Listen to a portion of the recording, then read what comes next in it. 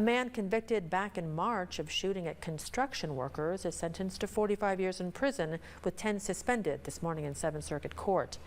54-year-old Carl George Relf was charged with 7 counts of aggravated assault with a deadly weapon, accused of shooting at construction workers in the area of Highway 79 and Spring Creek Road in June of last year.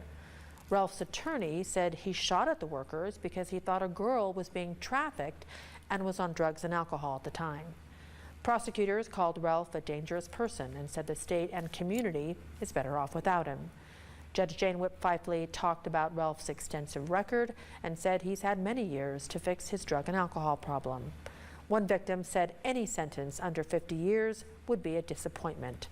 Relf says he plans to appeal the 45-year sentence.